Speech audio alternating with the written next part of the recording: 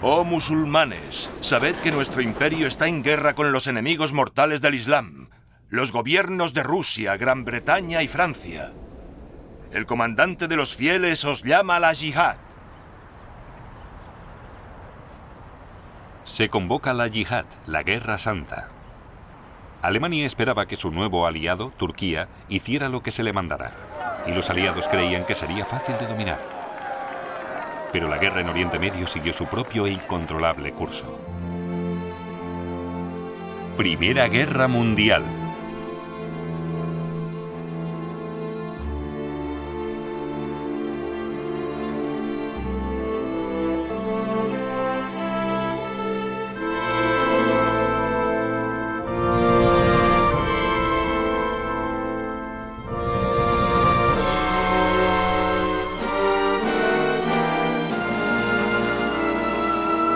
En el nombre de Alá.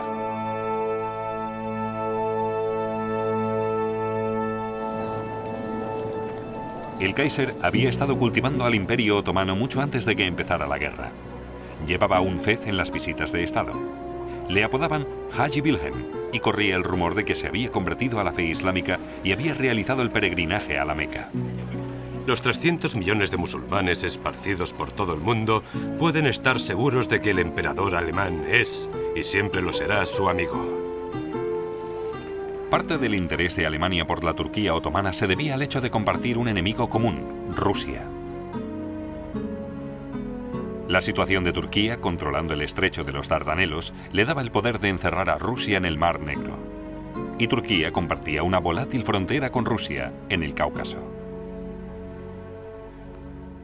Rusia es el ancestral enemigo del Imperio Otomano y su gran deseo es la posesión de Constantinopla.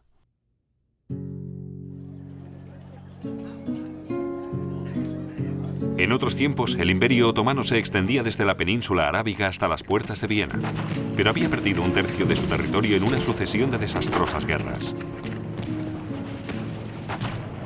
El Imperio Otomano era el enfermo de Europa, arruinado y al borde del colapso.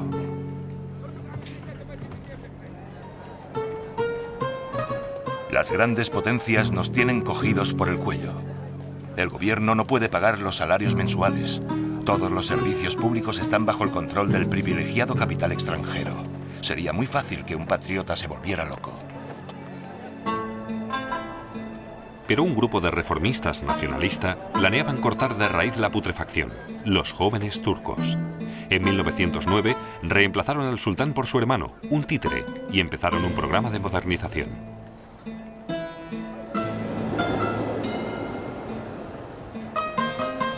Buscaban un aliado para mantener alejados a los depredadores y financiar el futuro.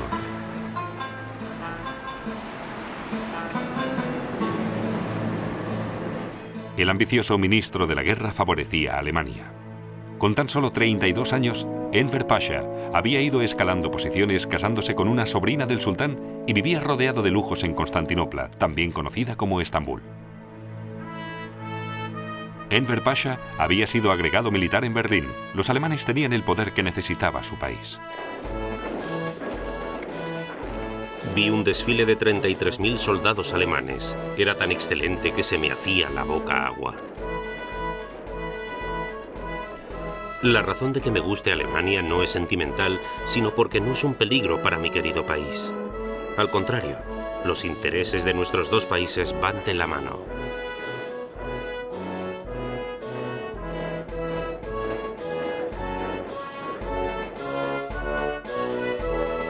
Helmut von Moltke, jefe del Estado Mayor Conjunto alemán, descartó a Turquía como posible aliado. Turquía no tiene ningún valor militar. Si Turquía fue descrita antes como un enfermo, ahora debe serlo como un moribundo.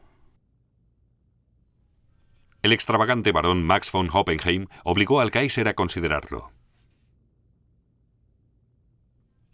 Oppenheim, arqueólogo y oficial consular, pasaba por ser un experto en asuntos islámicos. También era un agente alemán. Abogaba por una guerra santa para acabar con el Imperio Británico. Cuando los turcos invadan Egipto y la India arda con las llamas de la revuelta, solo entonces Inglaterra se tambaleará. ya que Inglaterra es más vulnerable en sus colonias.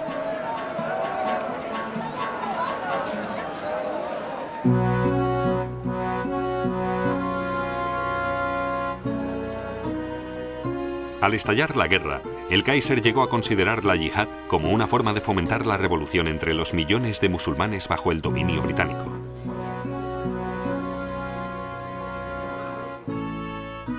Nuestros cónsules y agentes en Turquía y en la India deben llevar al mundo musulmán a la sublevación,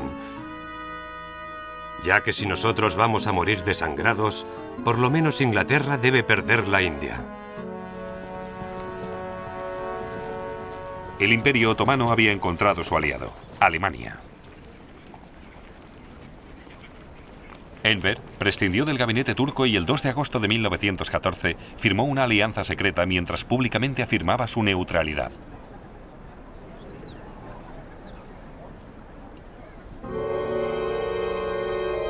Constantinopla se convirtió en el punto de partida de la subversión para desestabilizar el este.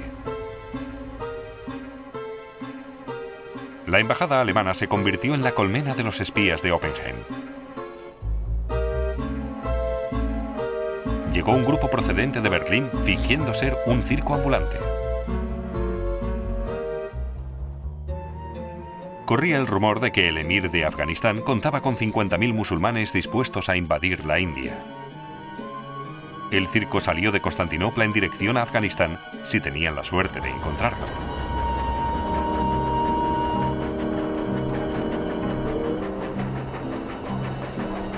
Uno de los turcos de la misión era Hüseyin Rauf.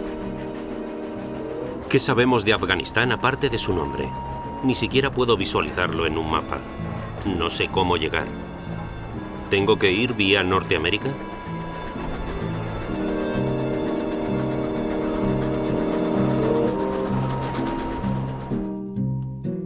La ironía era que ni Enver Pasha ni los jóvenes turcos eran creyentes fanáticos. Estaban de acuerdo con la idea de la yihad de Alemania por mero oportunismo. Lo que realmente quería Enver era unir a los pueblos turcos del este creando un nuevo imperio.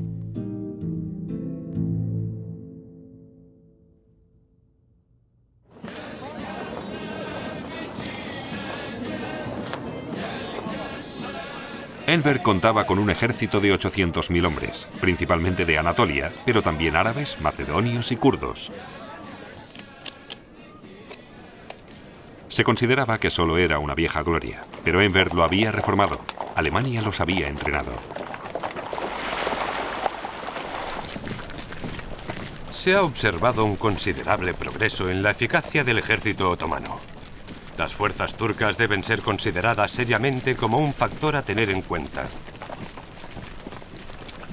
Pero Turquía aún no se había declarado públicamente aliada de Alemania.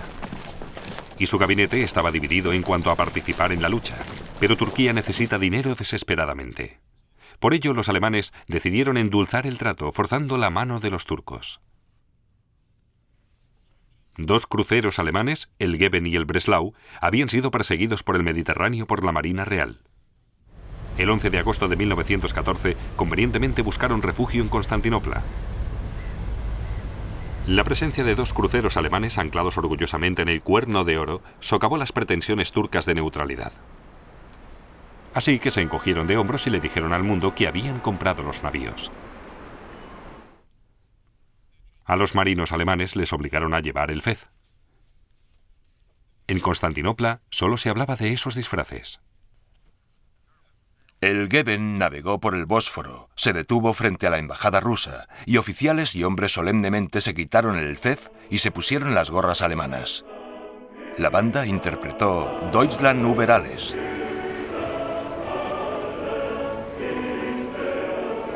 Tras pasar 1 o 2 horas cantándole al embajador ruso, se volvieron a poner el fez, levaron anclas, dejando en los oídos de los diplomáticos rusos los últimos compases de las canciones de guerra alemanas.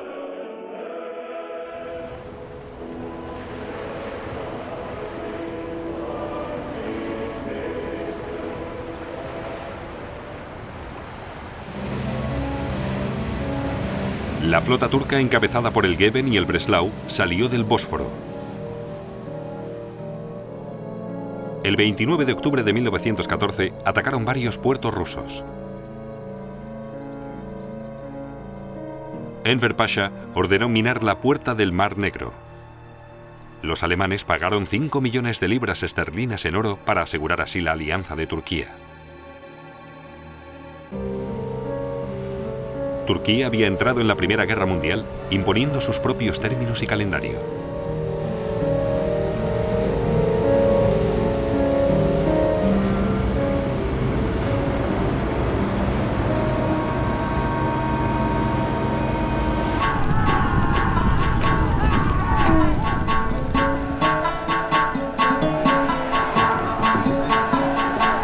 Los musulmanes persas amenazan con causar problemas. Un viento seco sopla por el este y la reseca maleza solo espera la chispa. Y el viento sopla en dirección a la frontera india. Palabras de ficción del novelista John Bushan, pero basadas en el temor real a una guerra santa islámica. A finales de 1914, Enver miraba al este. Tenía grandes ideas, tanto para la yihad como para unificar a los pueblos turcos. Más allá de las fronteras hay hermanos que esperan ser liberados y pedazos de la madre patria que deben ser redimidos. Casi 40 años antes, Rusia había robado una zona del este de Turquía junto a su frontera caucásica. Enver quería desesperadamente echar a los rusos de tierra turca. Pero era una zona en la que abundaban las fricciones étnicas. Rusos, turcos, georgianos, kurdos y en ambos lados de la frontera, armenios cristianos. Las lealtades en el Cáucaso eran difíciles de adivinar y de garantizar. Aquí, en noviembre de 1914, en el castillo de Erzurum, alentado por los alemanes, Enver Pasha tomó una decisión clave.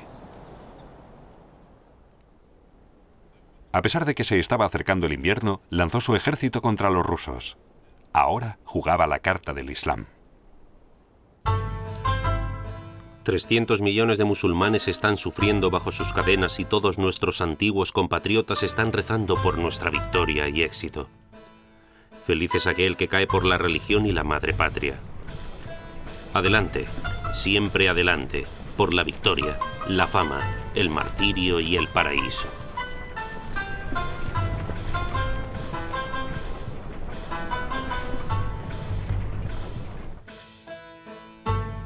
En diciembre de 1914, el 9º cuerpo del ejército turco marchó por los altos pasos de las montañas Tangalau Akbar.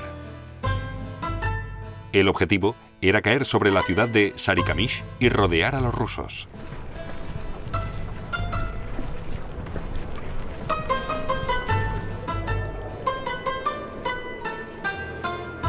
Al principio los rusos se asustaron y se retiraron. La arriesgada jugada de Enver casi le da resultado. Pero entonces descendió la temperatura y los turcos avanzaban penosamente en unas condiciones cada vez peores. Enver intentó darles ánimos. Veo que no tenéis zapatos ni abrigos apropiados, pero el enemigo os teme.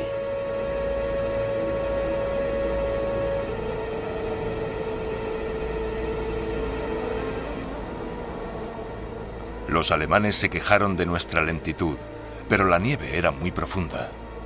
Los soldados se perdían por la noche, algunos intentaban encender fuegos, pero muchos se quedaban dormidos para no volver a despertar.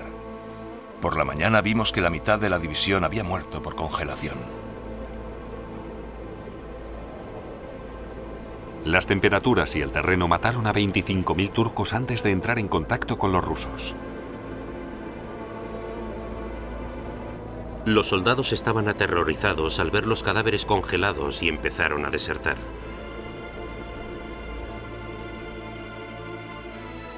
Intentábamos disparar contra las tropas rusas, pero los mecanismos de las armas se habían congelado. Temblábamos al recordar lo que habíamos sufrido durante esos largos y mortales días.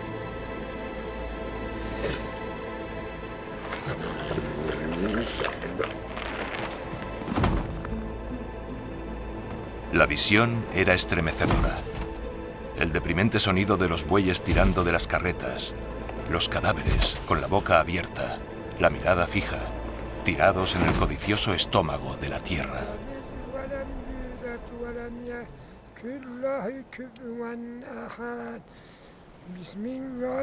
En las montañas de Tangalau Akbar, los hombres seguían orando por los muertos de Sarikamish.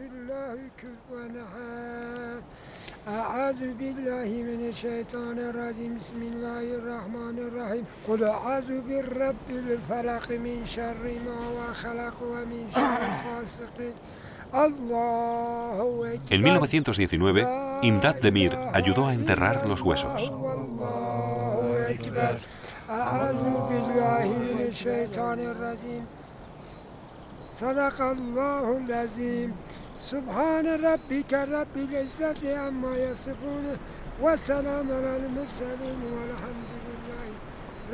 La gran ofensiva de Enver terminó en catástrofe. Antes de abandonar el frente, se dirigió a sus soldados. Amigos míos, durante casi un mes he visto con mis propios ojos cómo habéis atacado al enemigo. A pesar de la dureza del tiempo y toda clase de privaciones, habéis quebrantado su resistencia. El sultán y la nación entera os felicitan. Voy a regresar a Estambul. Rezo para que tengáis más victorias y no permitáis que el enemigo vuelva a levantar la cabeza. Os confío al cuidado de Alá. Ahora empezó la búsqueda de los chivos expiatorios. Enver no se culpó a sí mismo por la derrota, sino a los armenios turcos que servían bajo los rusos en el Cáucaso. La tensión entre los turcos y su población armenia no era nada nuevo, pero ahora Turquía temía que los armenios lucharan por su independencia. De todos los países, los armenios se apresuran a alistarse en el glorioso ejército ruso. Que los pueblos que siguen bajo el yugo turco consigan la libertad. Que el pueblo armenio de Turquía, que ha sufrido por la fe de Cristo, reciba la resurrección de una nueva vida en libertad bajo la protección de Rusia. Los rusos estaban avanzando y los turcos se retiraban por zonas armenias.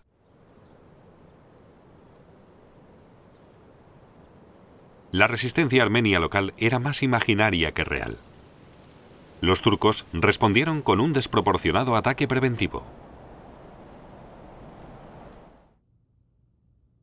Mehmet Talat, ministro del Interior turco, aprobó el siguiente decreto el 26 de mayo de 1915. Debido a que algunos de los armenios que viven cerca de las zonas de guerra han atacado a las fuerzas militares y a la población inocente, se han tomado ciertas medidas. Entre ellas, la deportación de los armenios. El embajador alemán en Turquía, el barón von Wagenheim, advirtió a Berlín del inminente desastre. Tal deportación masiva a un destino a cientos de kilómetros, sin los suficientes medios de transporte, por zonas que no ofrecen alojamiento ni alimentos y donde abundan las epidemias como el tifus, costarán muchas vidas, especialmente entre las mujeres y los niños. La ciudad de Harput, punto de tránsito clave en el obligado éxodo de los armenios. Miles pasaron por aquí para exiliarse en Siria, entonces parte del Imperio Otomano. Daisy Atkinson, misionera norteamericana, vio imágenes terribles en Harput. Miles se apiñaban, la mayoría mujeres y niños, enfermos por todas partes. Esta gente llevaba caminando 6 semanas. No saben a dónde tienen que ir. Le han atacado, robado y matado. Armin T. Wegner, un oficial médico alemán destinado en Turquía, fotografió la tragedia de los armenios. Y el cónsul norteamericano informó a su embajador. Tengo que informar de una de las mayores tragedias de la historia. Se descubrió un movimiento revolucionario de algunos de los armenios y se tomaron severas medidas para abortarlo. No se hizo ninguna distinción entre los que eran inocentes y los sospechosos de participar en el movimiento.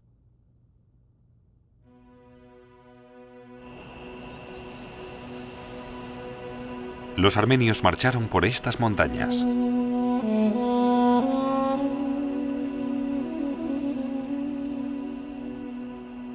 Incluso aquellos que sobrevivieron al viaje no estuvieron seguros al llegar a Siria, tal como informó un diplomático alemán estacionado en Alepo. De las 2.000 o 3.000 campesinas de la meseta armenia que llegaron aquí en buen estado de salud, solo quedan 40 o 50 esqueletos. Las más guapas fueron víctimas de la lujuria de sus carceleros. Las más feas sucumbieron a los golpes, al hambre y a la sed. Todos los días salen de Alepo más de 100 cadáveres. En total se calcula que murieron unos 800.000 armenios. Si fue un genocidio ordenado por el gobierno, aún sigue siendo tema de furiosos debates. Los turcos negaron la acusación, diciendo que los armenios murieron de frío, hambre y por acciones de oficiales incontrolados. En junio de 1916, Mehmet Talat, el ministro del Interior que había dado la orden de deportación, comentó en un periódico el papel de Turquía en el desastre. La expulsión de los armenios se había convertido en una necesidad militar, pero por desgracia y por culpa de oficiales incontrolados, se cometieron graves excesos al cumplir con dicha orden. En ese momento el ministro hizo una pausa y se tapó los ojos con la mano, como si quisiera evitar contemplar la terrible imagen, para luego proseguir.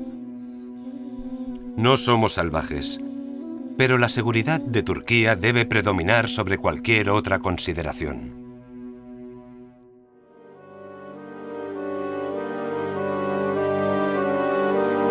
El 3 de enero de 1915, el zar ruso, aterrorizado por el avance turco por Sarikamish, urgió a los aliados para que atacaran Turquía. Los británicos se mostraron de acuerdo. Esta es una de las más grandes campañas de la historia. Piensen en lo que representa Constantinopla para Oriente. Es más que Londres, París y Berlín, todo en uno para Occidente. Piensen en lo que significaría su caída. Esta era una batalla que podría cambiar el curso de la guerra. Podría cortar la ruta de Alemania al este, abrir los Balcanes y Rusia vía el Mar Negro. Pero antes la Marina tendría que abrirse paso por el estrecho de los Dardanelos.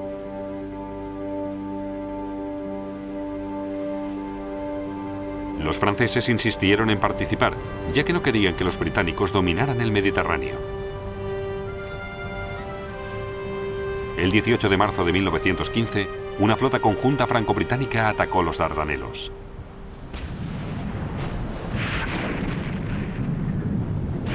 El buque insignia fue alcanzado por un gran número de proyectiles de grueso calibre, fue alcanzada la torreta y murieron todos sus servidores.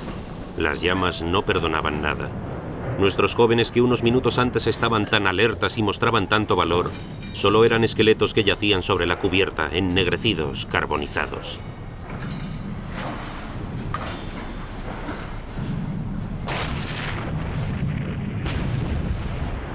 Los cañones turcos sobrevivieron al bombardeo naval. Los buques aliados eran un blanco fácil.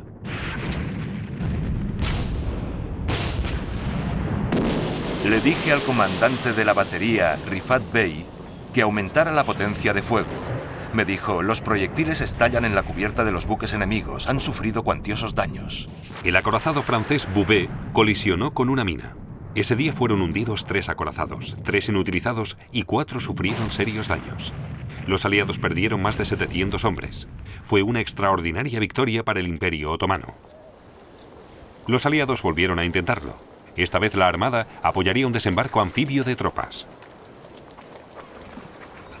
Los cuerpos de ejército australianos y neozelandeses, conocidos como Anzacs, se unieron a los soldados franceses y británicos. Contrariamente al mito que se creería más tarde, los Anzacs no eran hombres rudos y duros del interior. En su mayoría eran gente de la ciudad, muchos de ellos la primera generación de emigrantes británicos que luchaban por la madre patria.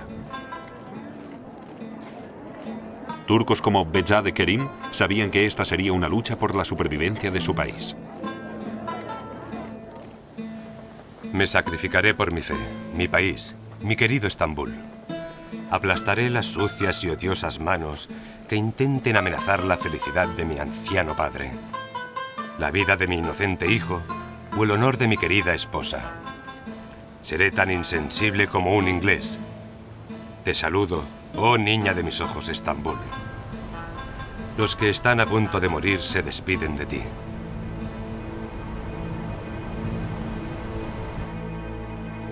El 25 de abril de 1915, 700.000 tropas aliadas desembarcaron en la península de Gelibolu o Galípoli.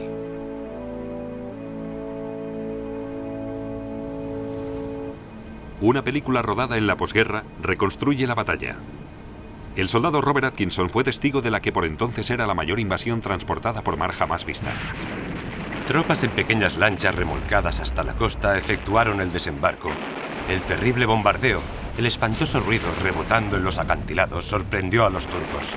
Un apoyo espléndido de la armada. Una escena imponente. Mi primera experiencia de una batalla.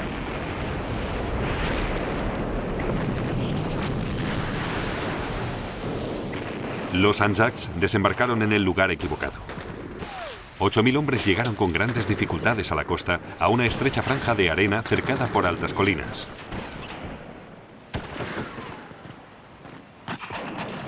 Los hombres lo bautizaron como la Ensenada Anzac. Los turcos nos recibieron con metralla barriendo el mar, aunque alcanzó a muy pocos de nosotros. No parecía que hubiera una gran organización en la costa. De hecho, era pura desorganización. Al intentar salir de la Ensenada Anzac, aumentaron brutalmente las bajas. William Malone, neozelandés, culpó a la estupidez y a la incompetencia de los oficiales australianos. El general Brown no tenía una posición defensiva ni un plan, solo la asesina idea de lanzar a las tropas de la garganta de la cresta hasta el interior del bosque. Fue en estas colinas turcas donde se forjaron las identidades australiana y neozelandesa.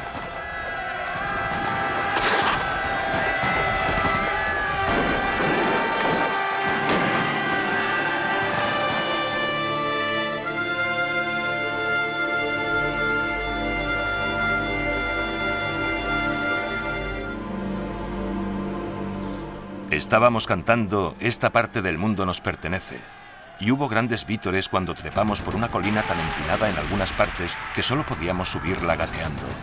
Saltamos por encima de una ametralladora, los hombres caían a mi alrededor. Era una locura salvaje, emocionante. Los Anzacs lo hubieran tenido más fácil de haberlo dejado en manos del general alemán Liman von Sanders. Él comandaba las tropas que se encontraban a unos 15 kilómetros para un ataque que nunca tuvo lugar. Pero un oficial turco de 34 años, Mustafa Kemal, trepó hasta la cresta de Chanak Bayir y vio que las tropas Anzac se estaban aproximando mientras sus hombres huían. ¿Por qué huís?, les pregunté. El enemigo, señor, contestaron. No debéis huir del enemigo. Nos hemos quedado sin munición, replicaron. Les ordené que calaran la bayoneta y se agacharan. Cuando lo hicieron, el enemigo hizo lo mismo. Habíamos ganado tiempo. Mustafa Kemal dio una orden muy severa. No os ordeno que ataquéis. Os ordeno que muráis. Cuando nosotros hayamos muerto, otras unidades y comandantes ocuparán nuestro lugar.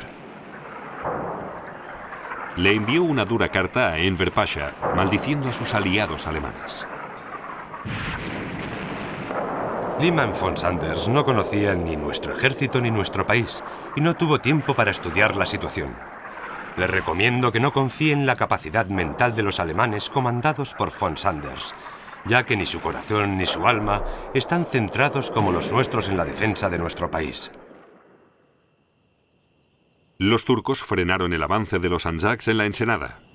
Galípoli hizo de Mustafa Kemal un héroe. 8 años más tarde se convertiría en el líder de su país, ganándose el apodo de Ataturk, padre de los turcos. El desembarco británico en la playa V fue muy mal. El plan consistía en que el barco River Clyde se acercara a la playa con la bodega no llena de carbón, sino de hombres. Pero encalló antes de llegar, exponiendo a los británicos a un fuego arrollador por parte de los turcos.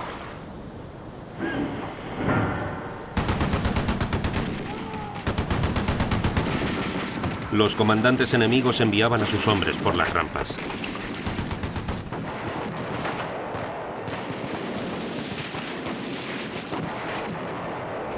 Pero no podían escapar a las balas turcas.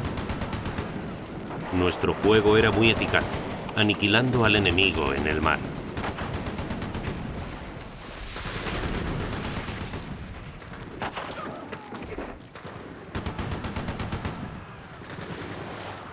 La playa V estaba llena de cadáveres de enemigos como si fueran bancos de peces. El color del mar cambió debido a la sangre derramada.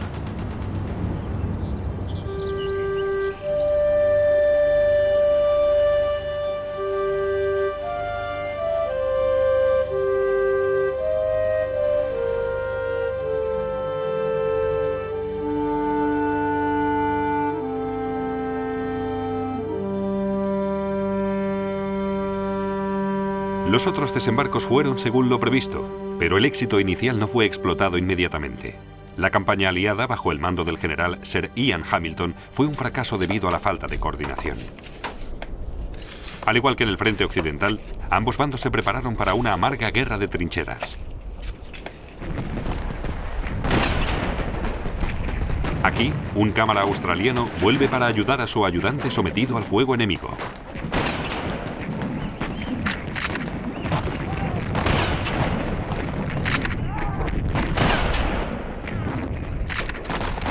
El oficial francés Jean Giraudoux observó cómo la guerra era cada vez más brutal.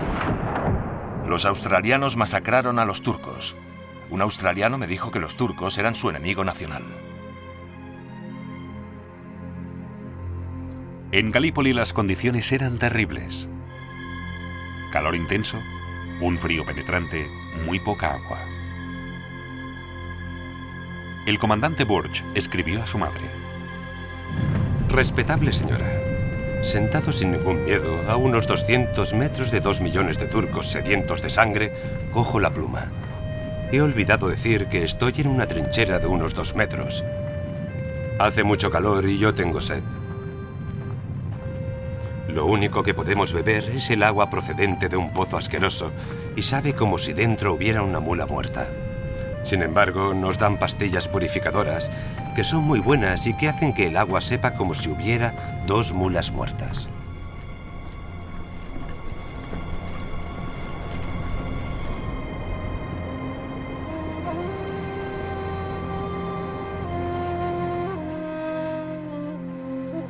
A mi esposa de ilustre cuna, Ayesha, de tu marido Mustafa Mahomet, capitán del 13 de Infantería turco. Ayesha, mi estrella de la mañana, le ruego a Dios que ponga fin a todo esto. Veo nuestra preciosa Constantinopla en ruinas y las casas arrasadas. Estos ingleses son muy porfiados y no tienen miedo a la muerte. Son muy crueles.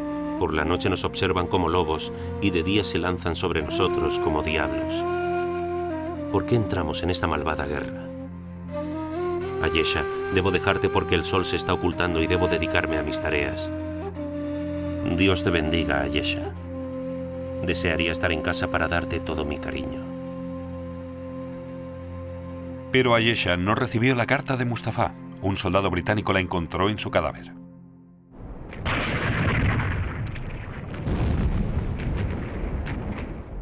Los turcos perdieron 10.000 hombres en una tarde. Cuando la primavera dio paso al verano, el hedor de los muertos se hizo insoportable. Se acordó una tregua para enterrar a los muertos.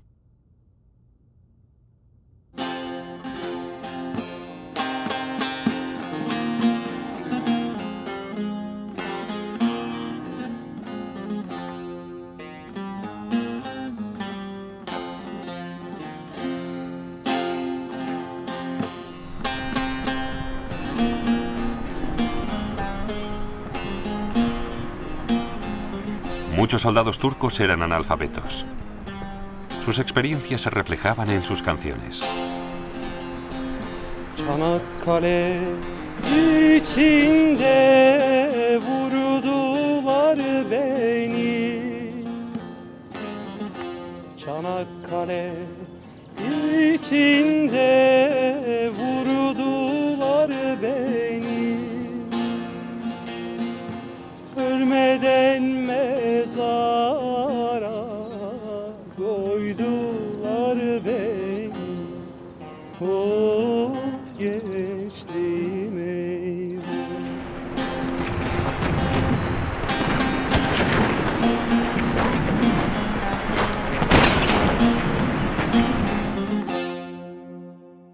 La enfermedad se convirtió en una de las causas principales de muerte, especialmente el tifus y la disentería. Mi viejo amigo era tan listo y honrado como un soldado de la Guardia Real. Después de verle durante 10 días arrastrándose con el culo colgando, intentamos bajarle hasta las letrinas.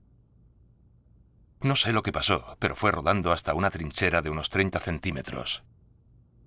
No podíamos sacarle, nos faltaba fuerza. Se había ahogado en sus propios excrementos. La moral de los aliados se había quebrantado, como admitía el teniente coronel Faretín al escribirle a su padre. La moral de sus tropas es tan baja que no puede describirse. Una de estas noches, esos tipos tendrán que embarcar a sus tropas y evacuarlas.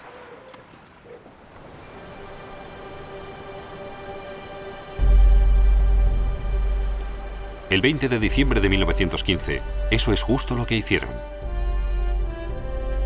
El oficial turco İzzettin Bey fue despertado por el oficial de guardia a las 3 de la madrugada. Habían visto muchas fragatas y transportes militares y creían que era una nueva invasión. Pero al contrario, los británicos estaban huyendo. Su situación era insostenible. Lo que había ocurrido era la victoria y la voluntad de Alá. Las tropas turcas entraron en las abandonadas trincheras aliadas. No dispararon contra los aliados que se retiraban, solo se sentían felices de verles partir. Tras 9 terribles meses, las colinas de Galípoli quedaron en silencio. Ambos bandos habían sufrido cerca de 250.000 de bajas, pero para los turcos era una victoria.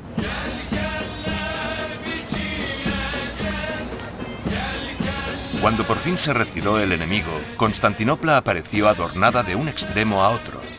Por la noche, los minaretes se iluminaban con candiles. Todo el mundo estaba feliz.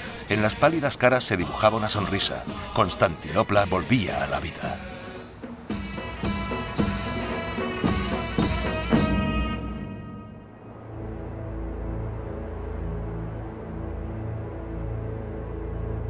Los alemanes seguían intentando provocar una guerra sagrada, la yihad, en Oriente Medio. En las mezquitas se pronuncian incendiarios discursos contra los ingleses. La emoción de la población va en aumento. 60.000 jinetes afganos están preparados para partir. Los agentes alemanes que se habían infiltrado en el Imperio Otomano como un circo ambulante ahora cruzaban Persia disfrazados de miembros de una tribu. El 19 de agosto de 1915 evitaron a las patrullas rusas y entraron en Afganistán. Su misión: organizar un ejército musulmán contra los británicos e invadir la India. El equipo llevaba 9 meses viajando y había dedicado la mayor parte del tiempo discutiendo qué camino seguir y quién estaba al mando. La respuesta a eso fue el espía alemán Oskar von Niedermayer.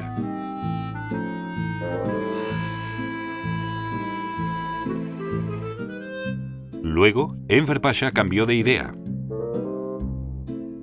Los alemanes, al fomentar la revuelta de los países contra sus amos rusos y británicos, estaban alentando ideas independentistas.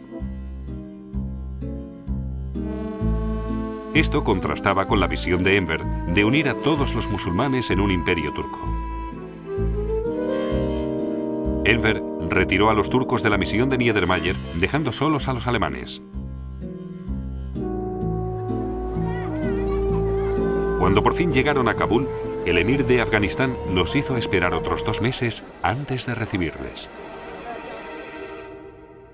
Su excelencia enumeró las razones por las que no podía recibirnos antes. Por supuesto, no tenían nada que ver con la política. Nos comparó con comerciantes, con muchos productos entre los cuales podía elegir lo que le apetecía y consideraba necesario. Para él, todo parecía ser una transacción comercial. El emir utilizó a los alemanes contra los británicos. Estaban en juego grandes riquezas, incluyendo la independencia de su país. Le pidió a Niedermayer 10 millones de libras esterlinas y 100.000 fusiles y cañones.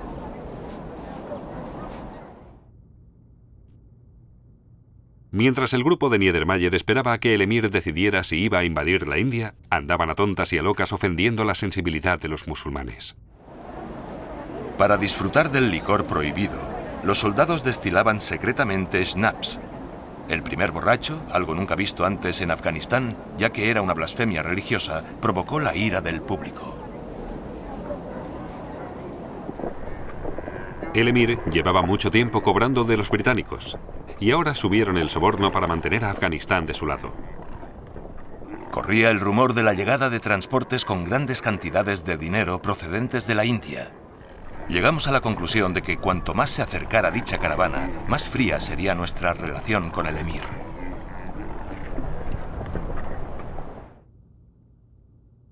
Niedermayer y los alemanes por fin se dieron cuenta de que eran meros peones en el juego del emir y abandonaron la operación. La yihad no estaba incendiando Oriente, pero seguía teniendo el poder de petrificar a los británicos. Y Enver no tenía intención de frenar sus planes expansionistas. Envió a Colmar von der Goltz, un distinguido mariscal de campo alemán, para tomar el mando en Irak y llevar la guerra a través de Persia hasta la India. Von der Goltz, de 72 años, se mantuvo en contacto con su familia. Nunca habría imaginado que a mi edad el destino me llevaría tan lejos y que seguiría los pasos de Alejandro Magno por países que alimentaban nuestra imaginación de jóvenes.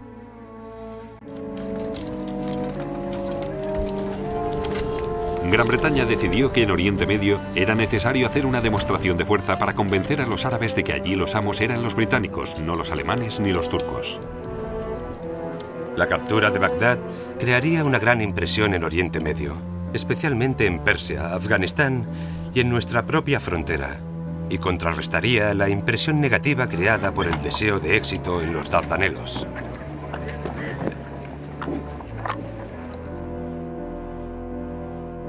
En mayo de 1915, una división británica, bajo el mando del mayor general Sir Charles Townsend, avanzaba por el Tigris en Irak, entonces parte del Imperio Otomano.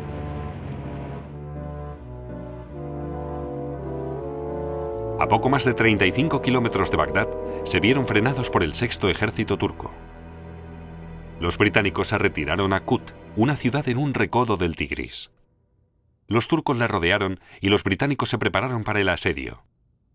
El comandante Dunn, que trazó este mapa, escribió a su casa el día de Navidad. Hoy hemos disfrutado de un almuerzo exquisito. Cordero, sopa de verduras, salmón con mayonesa, pollo, pato asado y guisantes verdes, huevos italianos, chocolate y, por supuesto, hemos brindado por nuestros seres queridos en casa. Los británicos se encontraron frente a Colmar von der Goltz, ahora al mando de las tropas turcas que les asediaban, y que había tenido que posponer su conquista de la India. Desafortunadamente, los ingleses se han atrincherado bien y carecemos de los medios técnicos para echarlos. Si volveremos a vernos sanos y salvos, está en la mano de Dios. Townsend se sentía optimista ya que creía que serían rescatados en pocos días, pero en enero, escaseando la comida, su propia caballería tuvo que acudir a desgana a rescatarlos. Hará unas 3 semanas, el primer caballo cayó bajo el cuchillo del carnicero. Desde entonces los ha ido matando diariamente, unos 20 al día. Lo comemos en pastel de bistec y riñones, carne de caballo picado, croquetas de caballo, estofado de caballo, sopa de caballo, carne de caballo rellena, etc. Ad nauseam. Cientos de soldados británicos murieron intentando salvar la guarnición de Townsend. Esta mañana ha habido un fuerte ataque inglés. Entre las líneas de batalla, el campo está cubierto de cadáveres ingleses.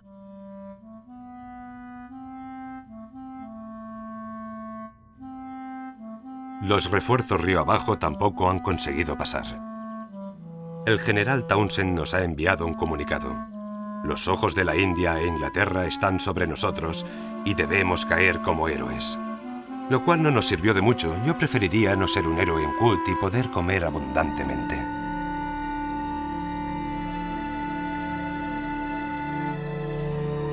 Los hombres mueren con más rapidez de hambre, escorbuto o neumonía. Los ingleses resisten mejor que las tropas indias que se niegan a comer carne de mula o de caballo.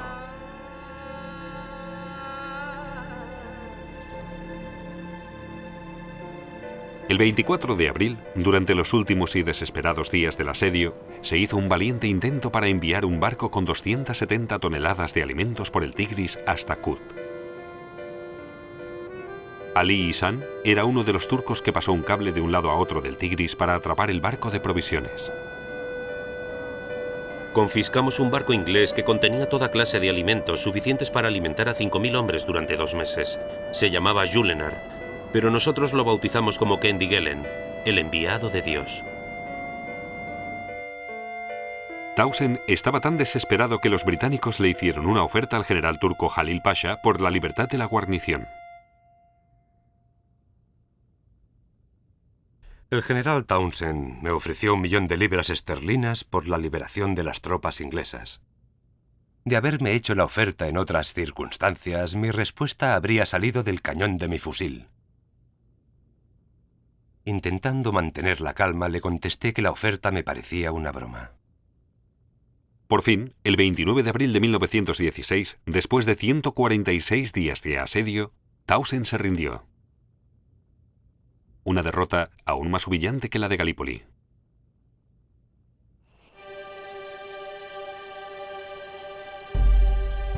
Todo ha terminado. Es una lástima. Nunca olvidaré la mañana de la rendición. Nos dedicamos a la melancólica tarea de la destrucción. Pobres artilleros. Algunos estaban llorando cuando saltaban por los aires los cañones que con tanto orgullo habían atendido.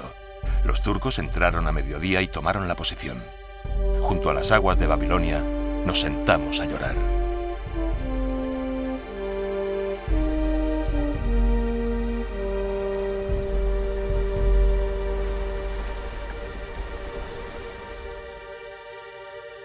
El mariscal de campo von der Goltz murió de tifus antes de la victoria turca en Kut.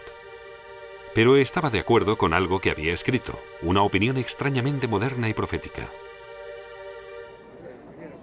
Para mí, la actual guerra solo es el principio de un largo cambio histórico, el final del cual será la derrota de la posición mundial de Inglaterra. El sello del siglo XX tiene que ser la revolución de las razas de color contra el imperialismo colonial de Europa.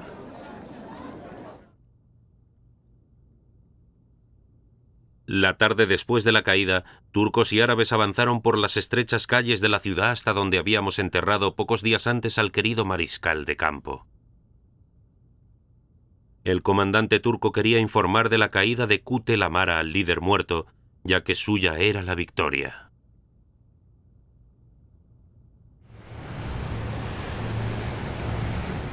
Townsend fue enviado a un cómodo cautiverio en Constantinopla.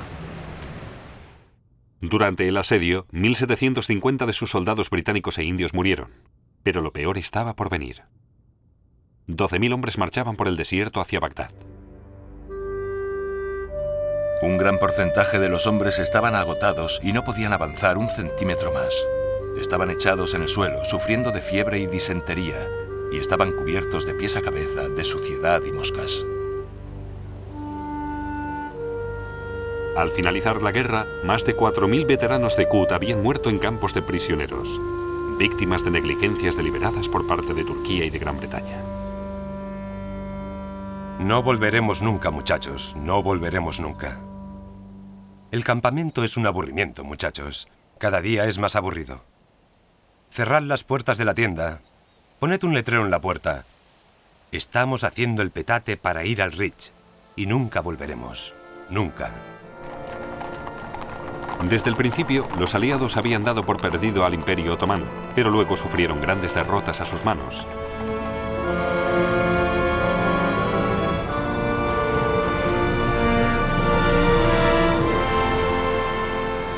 Los turcos llegarían al final de la guerra. No sería Alá ni los alemanes los que les obligaron a luchar hasta el final, sino la autodefensa y la ambición política.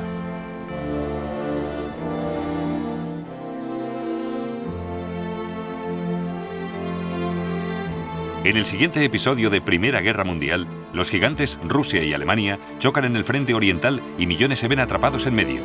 Una guerra sin piedad ni reglas.